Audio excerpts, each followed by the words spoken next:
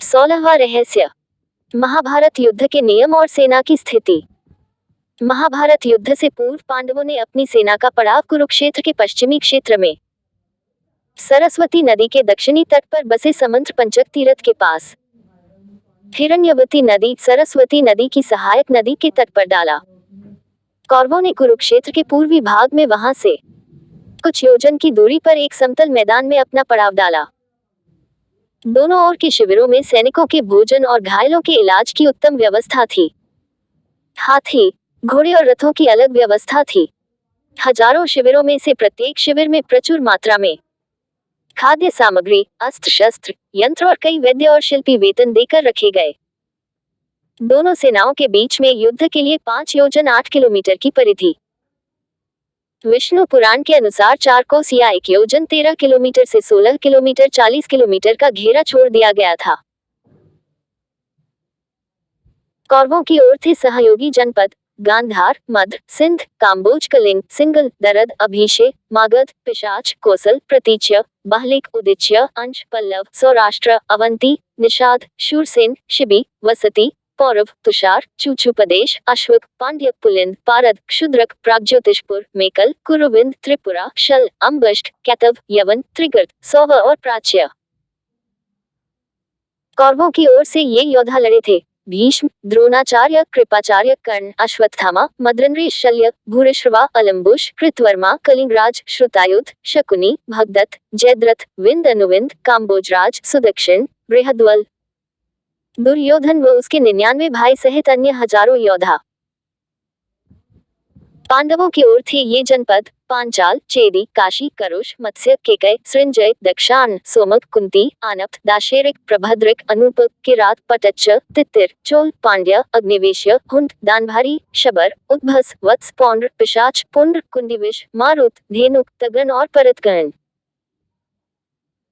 पांडवों की ओर से लड़े थे ये योद्धा भीम, नकुल, सहदेव, अर्जुन, युधिष्ठिर, द्रौपदी के 5 पुत्र सात्यकी, उत्तमौजा, विराट, द्रुपद, धृष्टद्युम्न, अभिमन्यु, पांड्यराज, घटोत्कच, शिखंडी, युयुत्सु, कुंतीभोज, उत्तमौजा, शाब्य और अनुप्राजनील।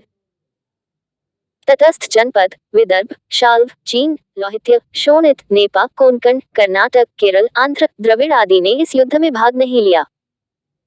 पितामह भीष्म की सलाह पर दोनों दलों ने एकत्र होकर युद्ध के कुछ नियम बनाए। उनके बनाए हुए नियम निम्नलिखित हैं। नंबर 1, प्रतिदिन युद्ध सूर्योदय से लेकर सूर्यास्त तक ही रहेगा। सूर्यास्त के बाद युद्ध नहीं होगा। नंबर 2, युद्ध समाप्ति के पश्चात छल कपट छोड़कर सभी लोग प्रेम का व्यवहार करेंगे। नंबर 3, रथी रथी से, हाथी वाला हाथी वाले से और पैदल पैदल से ही युद्ध करेगा। नंबर 4, एक वीर के साथ एक ही वीर युद्ध करेगा। नंबर 5, भय से भागते हुए या शरण में आए हुए लोगों पर अस्त्र शस्त्र का प्रहार नहीं किया जाएगा। नंबर 6, जो वीर निहत्था हो जाएगा उस पर कोई अस्त्र नहीं उठाया जाएगा। नंबर 7, युद्ध में सेवक का काम करने वालों पर कोई अस्त्र नहीं उठाएगा। 17वां रहस्य। एक रात के लिए जी उठे सभी योद्धा। ऐसी मान्यता और किंवदंती है कि महाभारत युद्ध में मारे गए सभी शूरवीर जैसे कि भीष्म, द्रोणाचार्य, दुर्योधन, अभिमन्यु, द्रौपदी के पुत्र, कर्ण, शिखंडी आदि एक रात के लिए पुनर्जीवित हुए थे।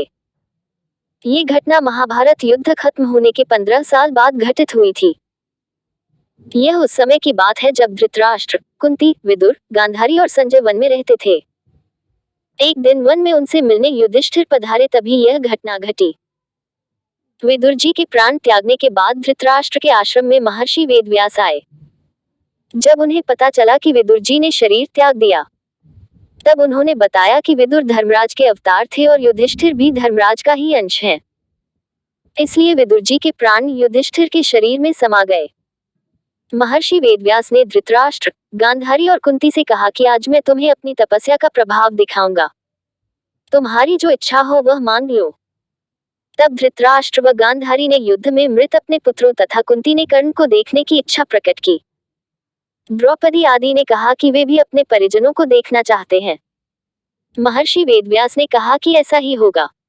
युद्ध में मारे गए जितने भी वीर हैं, उन्हें आज रात तुम सभी देख पाओगे। ऐसा कहकर महर्षि वेदव्यास ने सभी को गंगा तट पर चलने के लिए कहा। महर्षि वेदव्यास के कहने पर सभी गंगा तट पर एकत्रित हो गए और रात होने का इंतजार करने लगे। रात होने पर महर्षि वेदव्यास ने गंगा नदी में प्रवेश किया और पांडव व कौरव पक्ष के सभी मृत योद्धाओं का आवाहन किया। थोड़ी ही देर में भीष्म, द्रोणाचार्य, कर्ण, दुर्योधन, दुःशासन, अभिमन्यु, धृतराष्ट्र के सभी पुत्र, घटोत्कच, द्रौपदी के 5 पुत्र, राजा द्रुपद, धृष्टद्युम्न, शकुनी, शिखंडी आदि वीर जल से बाहर निकल आए। उन सभी के मन में किसी भी प्रकार का अहंकार व क्रोध नहीं था। महर्षि वेदव्यास ने धृतराष्ट्र व गांधारी को दिव्य नेत्र प्रदान किए। अपने मृत परिजनों को देख सभी के मन में हर्ष छा गया। सारी रात अपने मृत परिजनों के साथ बिताकर सभी के मन में संतोष हुआ। अपने मृत पुत्र, भाई, पतियों और अन्य संबंधियों से मिलकर सभी का संताप दूर हो गया। इस प्रकार वह अद्भुत रात समाप्त हो गई। 18वां रहस्य। महाभारत की महिलाएं कहते हैं कि महाभारत में एक से बढ़कर एक सुंदर स्त्रियां थीं। जितनी वे सुंदर थी उससे कहीं ज्यादा ज्ञान संपन्न भी थी। माना यह भी जाता है कि उनमें से की कुछ स्त्रियों के कारण महाभारत हुआ। यह आम धारणा है कि जर, जोरू और जमीन के लिए ही युद्ध होते रहे हैं। हालांकि कुछ विद्वान मानते हैं कि महाभारत युद्ध के कारण कुछ और भी थे। महाभारत में भूमि बंटवारा युद्ध का सबसे बड़ा कारण था, लेकिन दूसरे लोग मानते हैं कि बंटवारा शांतिपूर्वक हो सकता था। लेकिन कुछ महिलाओं की जिद के कारण कौरवों और पांडवों के बीच कटुता बढ़ गई, जिसके परिणामस्वरूप युद्ध हुआ। सत्यवती। महाभारत की शुरुआत राजा शांतनु की दूसरी पत्नी सत्यवती से होती है। पहली पत्नी गंगा के पुत्र भीष्म ने तो सत्यवती के कारण ही ब्रह्मचर्य की प्रतिज्ञा ले ली थी, क्योंकि सत्यवती चाहती थी कि भीष्म या उसका कोई पुत्र हस्तिनापुर की गद्दी पर न बैठे, बल्कि मेरा ही पुत्र गद्दी का अधिकारी बने। यदि शांतनु सत्यवती को न चाहते तो कुरुवंश का भाग्य कुछ और ही होता। इस राजा ने एक स्त्री के लिए अपने पुत्र भीष्म के जीवन को नष्ट कर दिया। इससे पता चलता है कि शांतनु एक सामान्य राजा था। उसने अपने राज्य तथा पुत्र को प्राथमिकता न देकर अपनी भोगवृत्ति को प्राथमिकता दी। तो ये कहना उचित होगा कि सत्यवती ही एक प्रमुख कारण थी, जिसके चलते हस्तिनापुर की गद्दी से कुरुवंश नष्ट हो गया।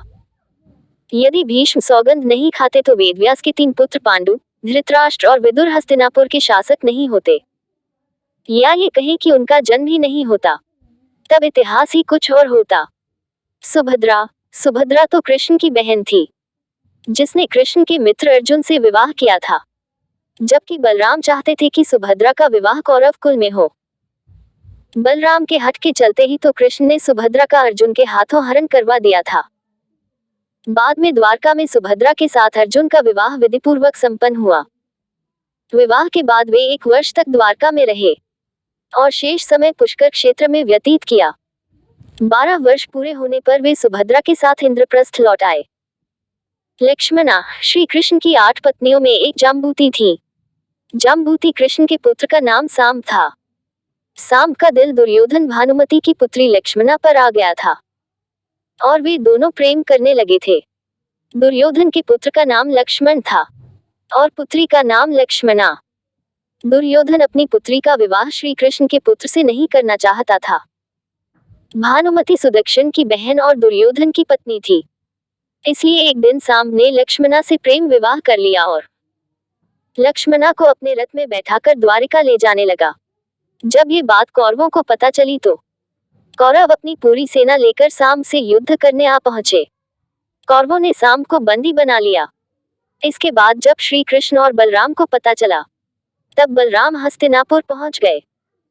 बलराम ने कौरवों से निवेदन पूर्वक कहा कि सांब को मुक्त कर उसे लक्ष्मणा के साथ विदा कर दें, लेकिन कौरवों ने बलराम की बात नहीं मानी। तब बलराम ने अपना रौद्र रूप प्रकट कर दिया।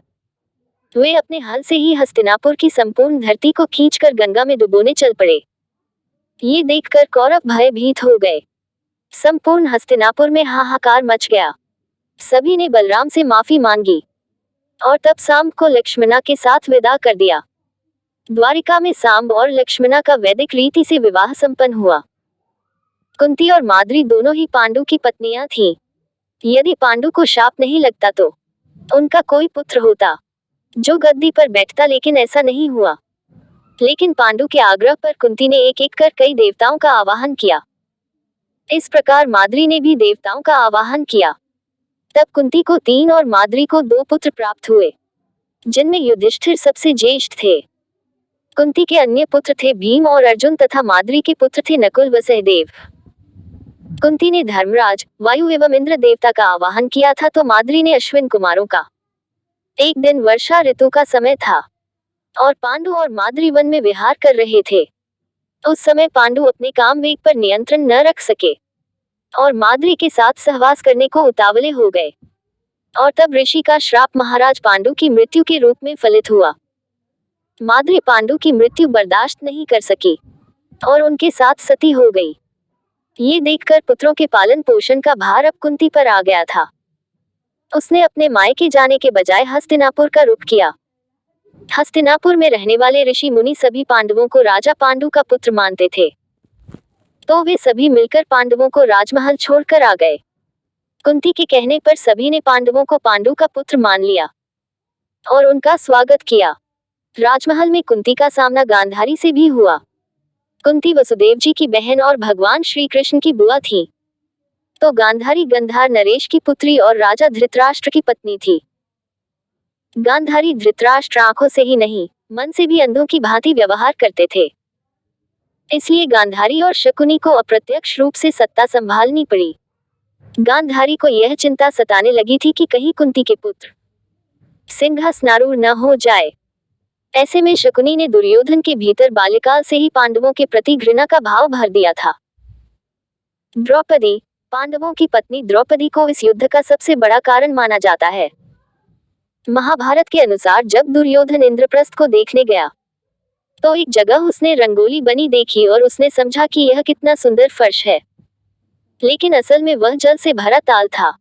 दुर्योधन उसमें गिर पड़ा।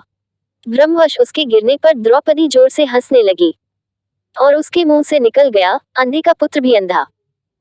बस यही बात दुर्योधन के दिल में तीर की तरह धंस गई। हालांकि बाद में द्रौपदी को अपनी गलती का एहसास भी हुआ था, लेकिन व्यंग्य में कहे गए शब्द का जो असर होना चाहिए था वह हो चुका था। दुर्योधन ने अपने इस अपमान का बदला लेने की ठान ली थी। शकुनी ने इस अपमान का बदला लेने की एक तरकीब बतलाई। उसने दुर्योधन से कहा कि पांडवों को द्यूतक्रीड़ा खेलने के लिए आमंत्रित किया जाए। उन्होंने कहा कि राज्य बंटवारे का निर्णय अब इस खेल के माध्यम से ही होगा। द्यूतक्रीड़ा जो अब न खेली गई होती तो शायद युद्ध भी नहीं होता। पांडवों ने दुर्योधन के आमंत्रण को स्वीकार कर लिया। उन्होंने अपने भाग्य का निर्णय द्यूत के खेल पर छोड़ दिया, लेकिन पांडव तो इस खेल में माहिर नहीं थे। फिर कैसे वे ये खेल खेलने के लिए तैयार हो गए? उनका मानना था कि यह खेल भाग्य पर निर्भर है, न कि चाल, छल या कपट पर। भगवान कृष्ण ने इस खेल का विरोध किया था, लेकिन पांडव नहीं माने। श्री कृष्ण ने कहा कि फिर इस बुरे खेल में मैं साथ नहीं दूंगा। भगवान कृष्ण ने गीता में कहा भी है कि सबसे बुरे खेलों में द्यूतक्रीड़ा है। पांडव खेल में एक के बाद एक राज्य हारते गए। फिर उन्होंने उनके पास की वस्तुएं भी दांव पर लगा दी। अंत में उन्होंने द्रौपदी को भी दांव पर लगा दिया। बस यहीं से युद्ध की नींव रख दी गई। द्रौपदी का चीरहरण होते हुए सबने देखा, लेकिन भगवान कृष्ण ने अंत में पहुंचकर द्रौपदी की लाज बचाई। यह महाभारत का सबसे बड़ा टर्निंग पॉइंट था। 19वां रहस्य, आखिर युद्ध के बाद बचे हुए लोगों का क्या हुआ? पांडव पक्ष के विराट और विराट के पुत्र उत्तर, शंख और श्वेत, सात्यकी के 10 पुत्र, अर्जुन पुत्र इरावान, द्रुपद, द्रौपदी के 5 पुत्र, धृष्टद्युम्न, शिखंडी, कौरव पक्ष के कलिंगराज भानुमान, केतुमान, अन्य कलिंगवीर, प्राच्य, सौवीर, क्षुद्रक और मालवीर आदि सभी मारे गए। महाभारत युद्ध में लाखों लोगों के मारे जाने के बाद लगभग 24,165 कौरव सैनिक लापता हो गए थे, जबकि महाभारत के युद्ध के पश्चात कौरवों की तरफ से 3 और पांडवों की तरफ से 15 यानी कुल 18 योद्धा ही जीवित बचे थे। माना जाता है कि महाभारत युद्ध में एकमात्र जीवित बचा कौरव युयुत्सु था। युधिष्ठिर ने युद्ध के मैदान में ही सभी योद्धाओं का अंतिम क्रियाकर्म करवाया था। महाभारत युद्ध की समाप्ति के बाद कृतवर्मा, कृपाचार्य, युयुत्सु, अश्वत्थामा, युधिष्ठिर, अर्जुन, भीम, नकुल, सहदेव, श्री कृष्ण, सात्यकी आदि जीवित बचे थे। इसके अलावा धृतराष्ट्र, द्रौपदी, गांधारी, विदुर, संजय, बलराम, श्री कृष्ण की पत्नियां आदि भी जीवित थे। युद्ध के बाद शाप के चलते श्री कृष्ण के कुल में भी आपसी युद्ध शुरू हुआ, जिसमें श्री कृष्ण के पुत्र आदि सभी मारे गए। बलराम ने ये देखकर समुद्र के किनारे जाकर समाधि ले ली। श्री कृष्ण को प्रभास क्षेत्र में एक बहेलिये ने पैर में तीर मार दिया, जिसे कारण बनाकर उन्होंने देह त्याग दी। बचे लोगों ने कृष्ण के कहने के अनुसार द्वारका छोड़ दी और हस्तिनापुर की शरण ली। यादवों और उनके भौज्य गणराज्यों का अंत होते ही कृष्ण की बसाई द्वारका सागर में डूब गई। धृतराष्ट्र और गांधारी ने पांडवों के साथ रहते रहते 15 साल गुजार दिए।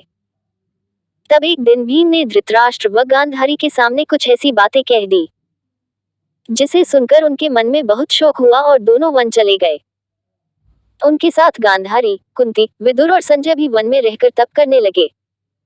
विदुर और संजय इनकी सेवा में लगे रहते और तपस्या किया करते थे।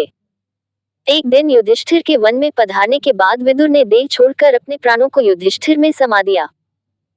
फिर एक दूसरे दिन जब धृतराष्ट्र और अन्य गंगा स्नान कर आश्रम आ रहे थे, तभी वन में भयंकर आग लग गई। दुर्बलता के कारण धृतराष्ट्र, गांधारी व कुंती भागने में असमर्थ थे, इसलिए उन्होंने उसी अग्नि में प्राण त्यागने का विचार किया और वहीं एकाग्रचित होकर बैठ गए। इस प्रकार धृतराष्ट्र, गांधारी व कुंती ने अपने प्राणों का त्याग कर दिया। संजय ने यह बात तपस्वियों को बताई और वे स्वयं हिमालय पर तपस्या करने चले गए। धृतराष्ट्र, गांधारी व कुंती की मृत्यु का समाचार जब महल में फैला तो हाहाकार मच गया। तब देवर्षि नारद ने उन्हें धैर्य बंधाया। युधिष्ठिर ने विधिपूर्वक सभी का श्राद्ध कर्म करवाया और दान दक्षिणा देकर उनकी आत्मा की शांति के लिए संस्कार किए।